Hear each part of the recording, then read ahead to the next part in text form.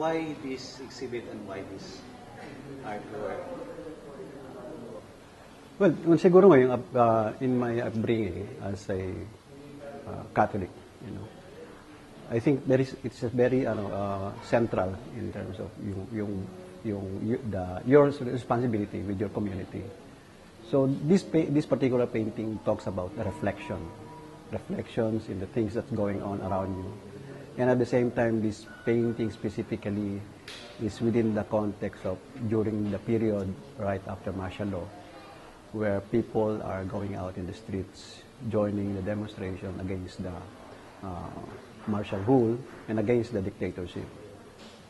At the same time, the subject matter is basically very religious in a sense that I think that thinking where you are at this point in time, are you with the people who are being brutalized by the military rule, or you're the people who are brutalizing or doing this terrorist act against the people. And at the same time, I think the painting you could see in the painting that this is basically the church people who are doing the demonstration. And I also showed that the police or the riot squad also wears a cross, a medallion, a cross that signifies that he is also a Christian. So I put that question between the audience who are looking into the painting that becomes part of the reflection in the visor, on the visor of the police, where you see yourself as part of the people who are demonstrating against the military rule of Marcos. But at the same time, I also put a dilemma on the face of the policeman or the riot squad, thinking whether he is on the right side, because he is also a Christian that's supposed to be caring for his people.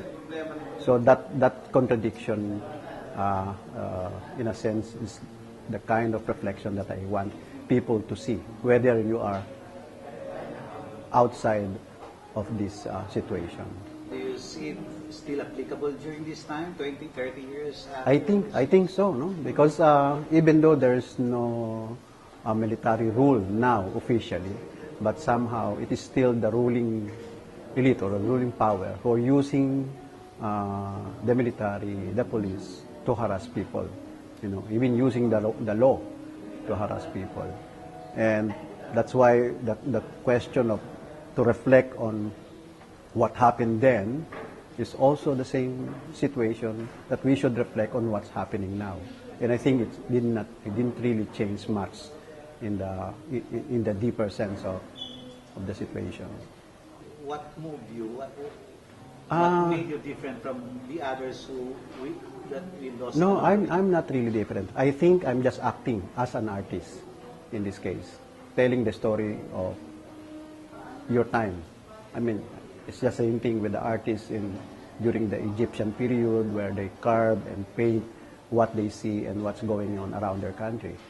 I think I'm not different from other artists who are doing beautiful things, painting flowers, except that I think I concentrate more on the issues that would relate the problem of the people, not on the escapist side of art. I started as an abstract artist, abstract painting for interior designs. So, but I realized that I have to talk and communicate more to the people, to the audience, for them to be part of these changes. I cannot say that my painting or the way I paint this subject matter would change the situation, but I think it would change some people's mind if they see this kind of works. I think it is very important that artists should be a reflection of their society. Is faith, religiosity, or religion important for somebody like you, for creative people like you, for an artist like you? Or to be committed? You really have to have something to believe. You have to have faith on something. And I think in this sense, I'm not a very religious person, but I think I could see the spirituality of of people who are trying to address the issue of the community, and I think that I want to be part of that changes within them. Some people are saying it's a committed art, but I think all art are committed in a sense. Even though you're painting flowers, because you're committed in painting beautiful things around you, and that's how they see it. In my case, I would say that this is important to me because it relates more in a bigger sense of the community, because you're dealing with problems, and I'm trying to resolve that issue, not only within me, but also with the audience who are looking into my paintings. I'm trying to put a big question mark. Are you part of this? Are you a solution? Are you a problem? Or something like that. People are not buying this kind of works because it disturbs them. The only thing that they want to hang in their house is still life, flowers, landscape, beautiful landscapes, and all the beautiful things. And I can argue with that because beautiful things are really admirable and you really want to have it.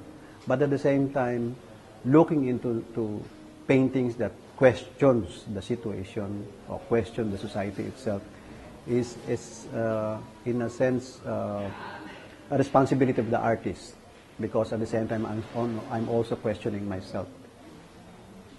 Para kanino, for whom art is, who does it serve? Why did you choose art that disturbs, art that people do not buy or hang on their walls? I think when I heard the name of Jesus, that also disturbs me when I first learned about the teaching.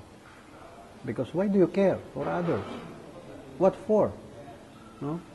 But in a daily interaction with the community, you would understand why Christ had those teachings, that you have to love your neighbor as yourself.